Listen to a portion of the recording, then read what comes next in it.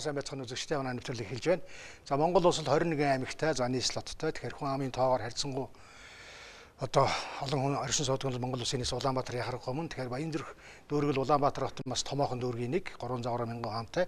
Өөрөөр хэлбэл одоо нэг бараг 3 аймгийн нийлсэн хүн амаас бараг илүү гэж хэлэхээр ийм хүн амтай ийм дүүрэг юм а. Тэгээ энэ дүүрэгт сүүлийн одоо өдөр хоногудад бас засаглал удирдлагын тухай асуудал нэлээд маргаантай болж ерөнхийдөө бас жоохон тийм асуудал хүнд байгаа. Ингээд энэ талаар бас хэвлэл мэдээлэл олон удаа ярьсан. Бид энэ удаа Баянзүрх дүүргийн дараагаар 2012-аас 17 онд ажиллаж байсан. Одоо Баянзүрх дүүргийн иргэдийн төлөөлөгчдийн хурал иргэдийн төлөөлөгч зам Арсны бүлгийн дарга Пүрүдваа гэж хүнтэй ярилцах гэж байна. Ингээд өдрийн мэнд дэвшүүлье. За өдрийн мэнд яа танд. За дүүргийн тухай нэг товчхон хэлэхгүй юу?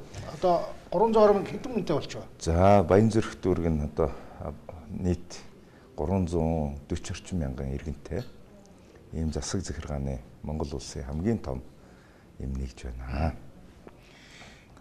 Ерөнхий одоо суу бүт эдийн засгийн бүтц гэдэг юм уу? За гэр хороолол орон сууц тийм ээ. Үйлчлэгээ юугаар одоо онцлог. За нэг 17 мянга орчим аж ахуйн нэгжтэй. За гэр хороол нэг 60 орчим хувь. Байшин хороол нэг 40 орчим хувьтай. 28 хороотой.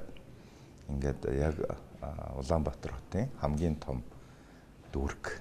За том нь бол нэг юм байна. Хоёрдугаар Баянзүрхийн одоо онцлог бас юу байж гээл болох. За Баянзүрх дүүргийн онцлог гэх юм бол одоо зүүн нийслэл хотынхаа зүүн талд одоо байршсан байдаг. Одоо төвийн 6 дүүрэг гэдгийн зүүн талынх нь байршдаг. За Богдхан уул одоо Баянзүрх хайрхан уул одоо газар нутгийн хэмжээнд бол багтдаг. За нэг тийм л онцлог байна. За дээрэс нь том аж ахуйн нэгжүүдтэй улсаар хэлэх юм бол хамгийн том одоо эрүүл мэндийн байгууллагууд оршдог. Одоо жишээлбэл сайд нарын 2 дугаар эмнэлэг, сэтгцийн эрүүл мэндийн үндэсний төв, хавдрын эмнэлэг, одоо халдвартын эмнэлэг гэдэг шиг үндэсний хэмжээний том эмнэлгүүд байрлсан байдаг. За дээрэс нь одоо үндэсний хэмжээний том худалдаа авалт хийдэг том зах гэж нэрлэдэг худалдааны төвүүд байрладаг. Яраа бас онцлог. Ялангуяа эдийн засгийн хувьд бол хамгийн том одоо иргэдийн үйлчлүүлдэг хэсэг нь бол одоо Нарантуул худалдааны төв, Даа хүрээ зах гэдэг гих мэтийн ийм эдийн засаг буцалж яадаг ийм дүүргийн онцлогтой дүүргэлтэй.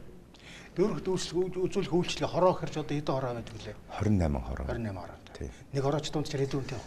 За зарим хороо том хороод нь бол бараг 20 мянган иргэнтэй. Жижиг хороо бол нэг 3 мянган иргэнтэй хороо байна. Одоо хонхор тосгон, гачуур тосгон гэдэг ингээд тийм арай алслагдмал хороод нь бол арай хүн багтай.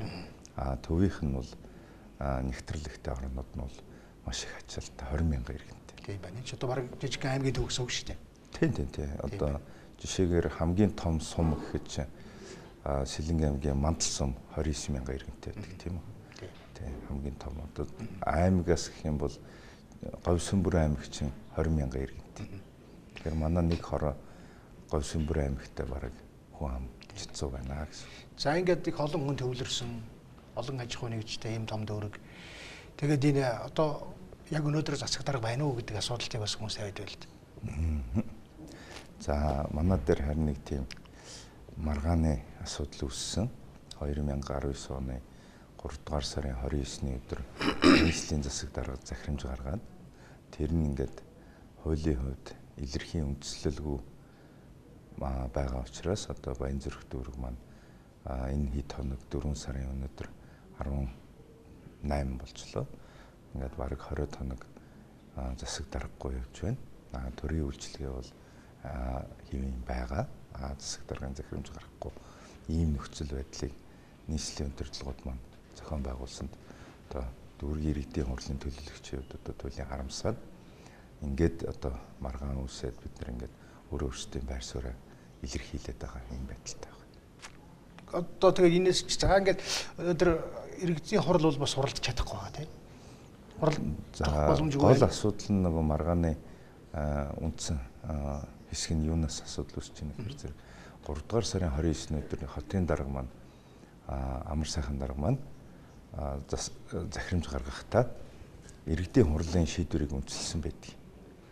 Тэр иргэдийн хурал нь 3 дугаар сарын 29-ний өдөр хуралдсан байгаа. Гэвтэл Баянзүрх дүүрэг дээр иргэдийн хурал хуралдаагүй байдаг. Тэгээ ингээд энэ юу болов гэдэг нийслэлийн бичиг хэрэгээс энэ ямар хурлын шийдвэр гарч байгаа гэсэн чинь манай дүүрэг маань 2 иргэдийн хуралтай болцсон. Нэг иргэдийн хурал нь дүүрэг дээр байдаг. Нэг иргэдийн хурал нь хотын захиргаан дээр байдаг. Тэгээ одоо бид нар ч одоо хотын захиргаан дээр дүүргийн иргэдийн хурал нь юм нууц хуралтай болцсон юм байна гэдэг. Тэр албан бичгийг бид нар авсан л да. Атармаа гэдэг даргатай Баянзүрх дүүргийн иргэдийн хурал нийслэлийн тамгын газар дээр байршд юм байна л гэж ойлгосон. За жаахан уршаа явъя л да тийм ээ. Дараалал хэвд. Тэгэхээр Баянзүрх дүүрэгт одоо чинь орон нутгийн сонгуул 3 жилийн өмнө болоод тэгээд даржсан ном бол 2 суудлаар хэлэг байсан. 41 мандаттай сонгуул байгаа юм л да. Иргэдийн хурал маань 41 судалтай. За 41-ээс 2016 оны 10 дугаар сар зохион байгуулагдсан орон нутгийн сонгуульд ардчилсан нам 22 судал авч, ардын нам 19 судал авч. Ингээд ардчилсан нам олонх болоод олонхын бүлэг засаг дарга мөн хурлын дарга анх дугаар хуралдаанаараа томилоод гээд 3 жил шахав ажиллаж байгаа. За тэгээ явж яатал юу болов? Одоо 2 суудлын асуулт гарлаа шүү дээ. Нөхөн сонгуул үндэслэлтэй юу? За энэ бас их маргаантай. Сонгуулийн хороо гэдэг байгууллага байгаа юм. Сонгуулийн ерөнхий хороо гэж биш ээ. Дүүргийн сонгуулийн хороо гэдэг одоо дүүргийн сонгуулийг зохион байгуулдаг сонгуулийн хороо гэдэг байгууллагыг нийслэлийн удирдлагууд томилж бий болгож байгаа. Тэр хүмүүс нь одоо энэ 2 жил гарны хугацаанд ардчилсан намын төлөөлөгчдийг шүүхийн шийдвэргүйгээр, үндэслэлгүйгээр төлөөлөгчийн эрхээс нь хассан тогтоолууд гаргасан байдаг. Тэгээд 13 тогтоол гаргасны 11 нь одоо бүрэн гүйцэд одоо энэ сонгуулийн хороо буруу шийдвэр гаргасан байна гэдгийг шүүх ингээд эцэслээ шийдвэрлэсэн. 2 хүний асуудал ингээд маргалдаад явж явах хугацаанд үндсэн хуулийн цэцэд нөгөө эрхээ асуулсан төлөөлөгч нь гомдол гаргаад тэгсэн цэц энэ хүний эрхийг одоо үндсэн хуулиар олгогдсон эрхийг зөрчсөн байна гэд хуулийн залтаас хассан. Сонгогдох эрхийг зөрчиж байна гэж. Тэгээд ер нь хуулийн дээр сонгуулийн тухай хуулийн дээр дүүргийн иргэдийн хурлын төлөөлөгчийг сонгогдсныхан дараа чөлөөлөх нь одоо буруу байна гэдэг ийм шийдвэрийг улсын хурл гаргаад хуулиас хассан байхад манай одоо хотын сонгуулийн хороо нэг мэдсээр байж сонгуул зарлах дээр одоо татвар төлөгчдийн хөрөнгөнөөс хөрөнгө гаргаад одоо чи миний ойлгосноор 40 орчим сая байна уу хөрөнгө гаргаад тэгээд сонгуулийн хуулийн хүчингү болчиход байхад хүчингү болсон хуулийн залтыг үндэслээд сонгуул зарлцсан. Тэгэл ингээл нэг юм тэр сонгуулийн бид нар хүчинтэй гэж хэлж болдоггүй. Тэгээд тэр сонгуулийн нөхдүүд маань хүчинтэй гэж хэлээд тэгээд өөрсдийнхөө 19 байсан хүмүүсээ 2-оор нэмээд 21 болгоод одоо бид нар олонх гээд ингээд засаг дарга одоо томилох гэдэг нэг юм л асч л байгаа. Тэр сая одоо шинэ засаг дарга томилох хуралд ардчилсан мэй бүлэг оролцоог. Бид нарт тэр мэддэггүй. Нэгдүгээрт одоо ийм хууль байгаа юм л да. Засаг захиргаа түүний удирдлагын тухай хуулийн 24-ийн 3 гэдэг заалт баха. Миний санаж байгаагаар иргэдийн хуралдах одоо тэргүүлэгчд хурлыг зарлана. 15 хоногоос доошгүй хугацааны өмнө зарлах ёстой гэсэн ийм хууль үйлчилдэг. Энийг амар сайхан дарга аягүй сайн мэдж байгаа. Одоо нийслэлийн одоо хурал гэхэд 4 сарын 10-нд тэргүүлэгчд хуралдаад жишээлбэл 4 сарын 25-нд хуралдана гэл одоо энэ 4 сарын 25 нийслэлийн хурал хуралдах байхгүй. Бүх хурлууд 15 хоногоос доошгүй хугацааны өмнө зарлагддаг. Гэтэл та бүхэн санаж байгаа 3 дугаар сарын 23-ны өдөр энэ хууль бус сонгуулиуд зохион байгуулсан. Зураг твл мэдээлэлээр одоо ингээл хүмүүс мөнгө тарааж ийн, Монгол Ардын намын гишүүд мөнгө тарааж ийн гэдэг ингээд 3 дугаар сарын 23-нд бол ингээл хэвлэл мэдээлэлээр зөндөө явсан сонгуул болж байна гэдэг. Тэгэхэд 3 дугаар сарын 29 гэхээр 6 хоногийн дотор маш яруу хууль зөрчин барин ийм одоо шийдвэр гаргаж байгаа. Тийм байна. Одоо тэгээд ийм хууль зөрчсөн үйлдэлийг яад энэ шүүхтэх үү яах вэ? Тэгсэн байгаа. Одоо захиргааны иргэн шүүхэд Баянзүрх дүүргийн тэр одоо эрхэн зөрчигдсөн төлөөлөгч нар за дүүргийн иргэдийн хурал холбогдох одоо энэ бичиг баримтуудын хувьд одоо гомдол гаргаж өгсөн байна. Жишээгээр би танд одоо харуулхад энэ нийслэлийн Баянзүрх дүүргийн иргэдийн хурал дарга атармаа гэд ингээд бичих тамгатай бүр. Гэтэл амар сайхан дарга маань иргэдийн хурлын дарга байсан шүү дээ. 2 жил гарны хугацаанд манай дүүргийн иргэдийн хурлын дарга Ганчим гэдэг хүнтэй хамтарч ажиллаж байсан. Бүхэл төрлийн байгууллагууд албан бичгийн хурлын дарга Ганчимыг танаа гэж ирдэг. Гэтэл та энэ одоо энэ дугаар дээр 0.1 тоот гэж байгаа байхгүй. Зөвхөн хүн томилохын төлөө нэг л тоот албан бичгийг 19 он гарснаас хойш энэ Атармаа гэдэг дарга хийсэн байх юм. Ингээд 2 иргэдийн хуралтай болсон. Тэгээд аль нь үнэн иргэдийн хурал юм бэ гэдээ бид нар шүүхэд хандсан байна. Шүүхийн процесс шүү суулна шүү дээ. Тийг нь одоо шүүхийн процесс авч хэлцэн, нягтлан мэдээж тэр чинь маргаан учраас их усруудын тавдруулна, холбогдох байгууллагаас нь лавлгаа мэдээлэл авч жагаад шийдвэр гэдэг зүйлийг гаргах ёстой л доо. Тэгээ 3 шатаар явна. Анхан шат энэ болтол одоо дүүрэг хохирч болохгүй. Тэгээд одоо бид нар бол хотын дарагт энэ шийдвэрээ түр эргэж харж болдгоо юм уу? Таны шийдвэр чинь ингээ илэрхий ингээд Баянзүрх дүүргийг 2 иргэдийн хуралтай болгоцоход байж иж одоо юу гэдгийг энийг ингээд шүүхийн шийдвэр эцэлтэл түр ингээд яаралгүй хүлээцтэй хандаж болдгоо юм л гэдэг хүсэлтийг гаргаад байгаа юм л да. Даанч тэгээд нийслэлийн удирдлагууд маань тийм шийдвэр гаргахгүй байгаад л одоо хамгийн харамсалтай байна. За энэ бүхний учир шалтгааныг та юу гэж харж байна? Яагаад ийм асуудал үүсэж байна? Яг одоо ингээд хуучин 17 махаа тий 16 оны сонгуулиар бий болсон энэ хурал ингээд цаашаа өргөжлээд засаг дарганы ингээд ажиллаад явах юм болохгүй байсан. Одоо ингээд солихын учир шалтгаан юм да. Би нэг улс төрөл гэж харж байна. Одоо нөгөө нам болгон л одоо эх оныхоо сонгуульд бэлтэж байгаа. 2020 оны сонгуул бол хаяанд ирсэн. Улсын их хурлын сонгуул бараг одоо нэг 10 хэдхэн сар л байна шүү дээ.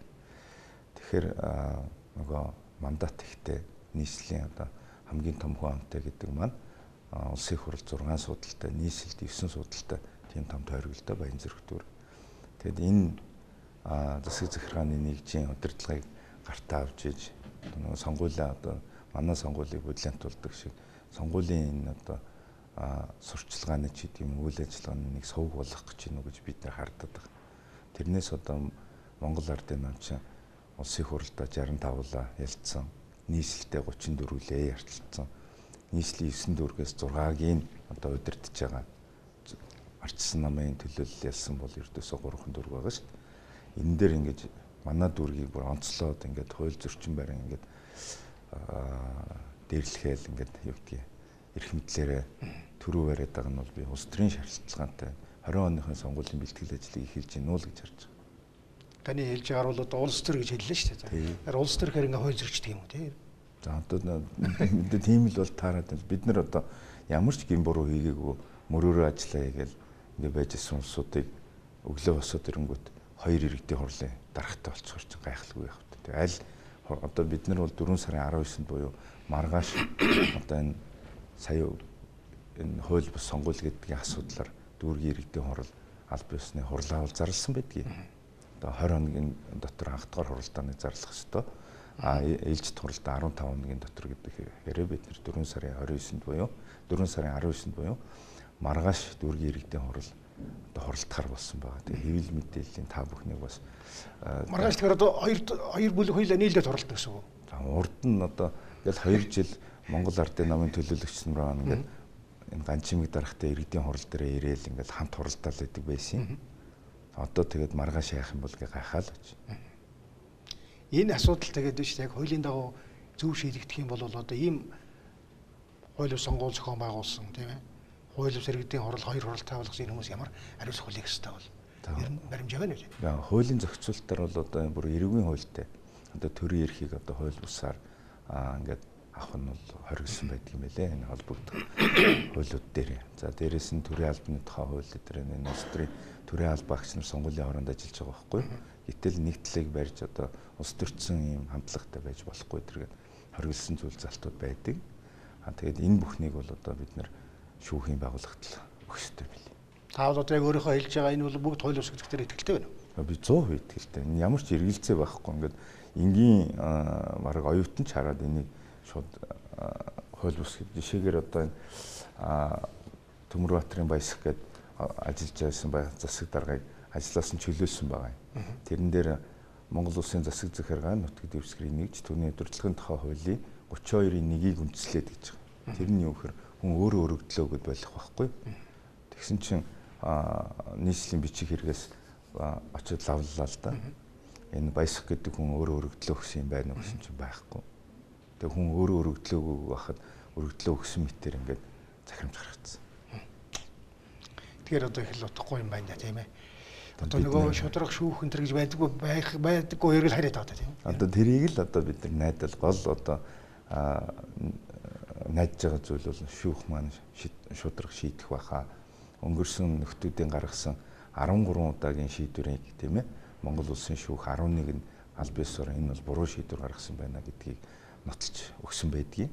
Хоёр шийдвэр нөгөө маргаантай явж явах хугацаанд нь энэ сонгуулийн хууль нь бүр хүчингүй болсон байдгийг. Тэгээ ингээд цэцэн шийдвэр гарцсан.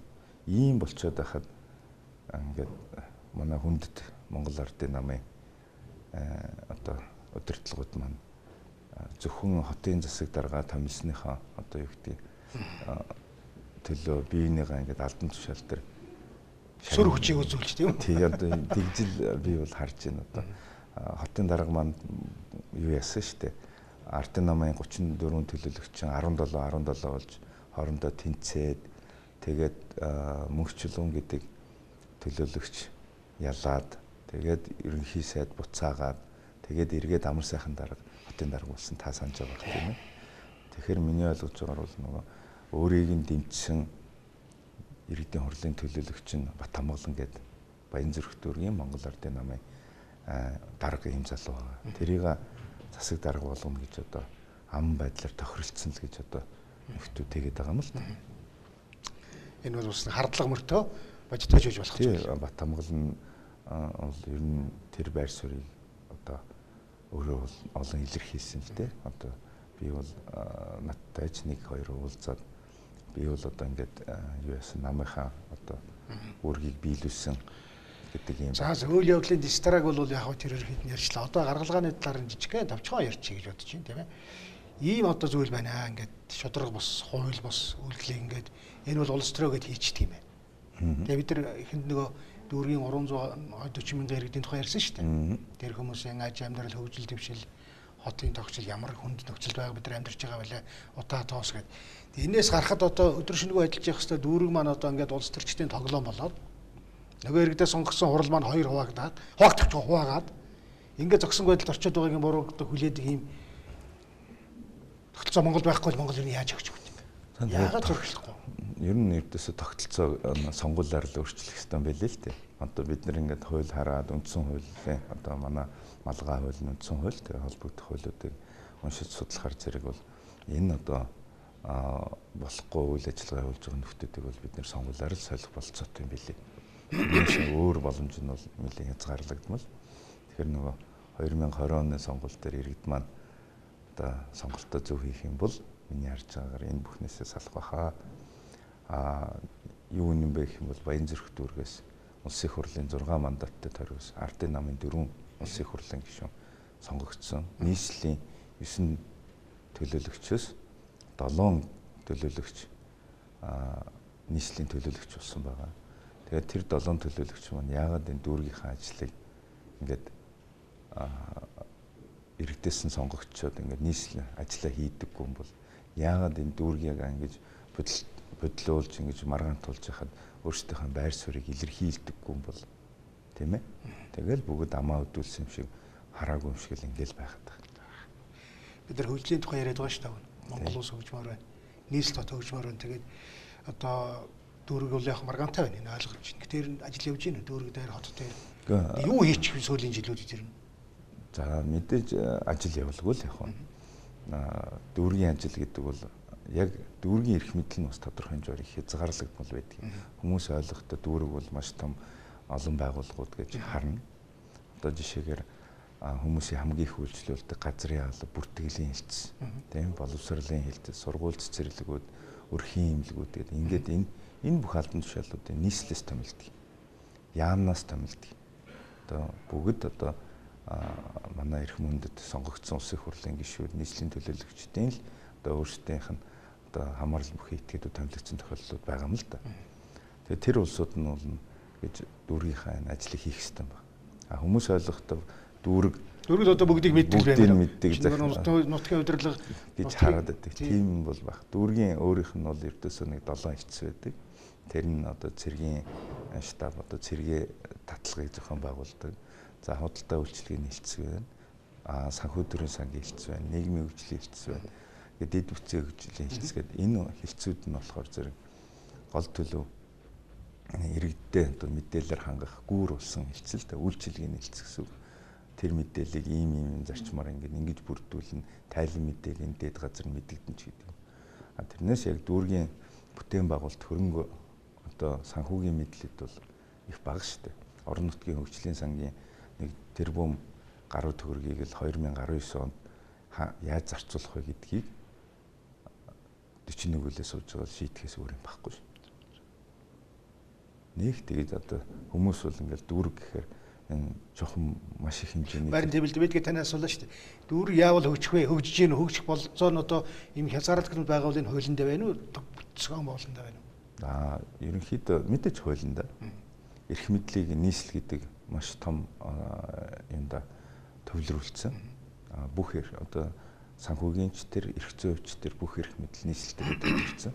Дүүргийнхаа эрх мэдлийг нэлээд хязгаарлалсан ийм нөхцөл байдалтай байгаа юм. Биднэрт бол хоёр гарц байна гэж би харж байгаа. Эсвэл бид нар энэ дүүргүүдээ хотууд болгоод энэ нэг 4-5 одоо хотод хуваагаад эрх мэдлийг өсгөж өгөөд тэгээ хооронд нь өрсөлдүүлэх зарчмаар ингээд хөгжүүлж нэг болж байгаа. Эсвэл бүр дүүргээ татан буулгаад нэгмөр одоо нийслэлээсээ дүүргийн засаг дарга шууд томилдог, албан тушаалтнуудад томилдог ийм маргаангүй болгоод тэгээ энэ дүүргийн иргэдийн хурал өдр гэж одоо бахан татвар төлөгчдийн мөнгөөр сонгуул явуулдаг эдрийг болиулаад тэгээ бүр маргаангүй цөөлчих хэрэгтэй. Нийслэлийн эрх зүйн байдлын хуулийг бас л одоо сул ялангуяа хөрөнгө оруулалт мөнгө босгох тал дээр боломжгүй гэлэгдсэн юм бил. Улаанбаатар хот бол ингээ би дааж өгч өстой гэл. Гэтэл дүүрэг нь бол бүр хэцүү юм биш үү? Дүүрэг бол бүр байхгүй шүү. Хороо бол бүр байхгүй. Хороо бүр нягтланч байхгүй, дансч байхгүй шүү. Хүмүүс хороог ингээд сунтай адилтгаж бодоод идэв. Тэгэхэд одоо дундаж сум одоо нэг 300 гаруй мянга 300 орчим сум байгаа шүү. 300 сум чинь дийлэнх нь 50-аас илүү нь бараг 3000 хүнд хүрэхгүй сумууд байгаа. Хороо гэхэд чинь би танд түрүүн хэлсэн 20 орчим мянгатай хороо байна. Гэтэл хороонд данс байхгүй, нягтлан байхгүй. Ямар ч эрх мэдэл байхгүй. Хороо бол зөвхөн одоо юу гэдэг нэг мэдээлэл түгээдэг цэгэл гэсэн үг болчиход байна шүү. Тэгээд энийг нэг ер нь бол энэ хороог жоохон эрх мэдэлтэй болгож ялангуяа анхан шатны нэгж дээр нягтлантай, бүртгэлтэй одоо нэг жоохон тийм чадварлаг хүмүүс ажилтдаг болохгүй бол нэгж хүнд ногж байгаа ачаал нэтэрчээд байгаа. За. Тэгээд та түрүүний хоёр гарц хэллээ. Ер нь тэгээд энийг одоо хилцүүлгийн төвшөнд ч юм уу ярьдаг, хуулинд өөрчлөлт хийх ярьдаг ийм сонирхол ер нь байдаг болов уу? Манай одоо энэ улс төрийн гол хүчнүүд Монгол Ардын хамт чилгаагүй. Ер нь үе үед зөндөө ярьдаг л да. Тэгээд үндсэн хуулийн дээр өөрчлөлт оруулах шаардлагатай болж байна. Юуг яцсан? Аймгийг нийслэлтэй адилтгадаг, сумыг дүүрэгтэй адилтгадаг, багийг хороотой адилтгадаг. Ингэж үзнэ гэдэг ингээд үндсэн хуулинд айгу тодорхой заасан болохоор энэ статусыг өөрчлөхгүй бол тийм л юм байна. Болдоггүй юм билий. За одоогийн нэг үндсэн хуулийн өөрчлөлт ярьж байгаа энэ асуудал хөндөгдөж байгаа болов уу? Ер нь сонирхол үзсэн болов уу? Мэдээж хөндөгдөж байгаа. Ер нь үндсэн хуулийн тэр өөрчлөлтийн асуудлаар хилцүүлгүүд ер нь зөндөө зохион байгуулагдсан. Тэрэн дээр орж сонирхоход бол энэ засаг захиргааны нэгжийг өөрчлөх нь зүйтэй гэдэг бол хүн болгон л ярьдаг. Бас л хэрэгцээ болсон юм шүү дээ одоо. Шаардлага болсон. За ингээд бид нар ярьсан өндөрлөлт тийш хандж байна. Тэгээ энэ маргааныг одоо ингээд харахаар шүүхийн процесс урд нь бас өндөө шүүхийн шийдвэрүүд гарч ирсэн. Хэдийн хэрэг хугацаа болох болоо одоо хоёр энэ дүүргийн иргэдийн хурал маань хоёр байсан нэг болоод нэг баталгаатай одоо хуулийн дагуу засаг даргатай болоод үйл ажиллагааны чиглэл ямар хугацаа орно тавьж байна. Шүүхийг харах юм бол дугаа нэг 2-3 сарын хугацаа орох баг. Хотын удирдлагууд маань хүсэх юм бол 1 цагийн дотор шийдвэрлэх гэж. За ингээд үйл явж байгаа юм байна. Тийм. За баярлалаа. За нэвтрүүлэг өндөрлөө баярлалаа.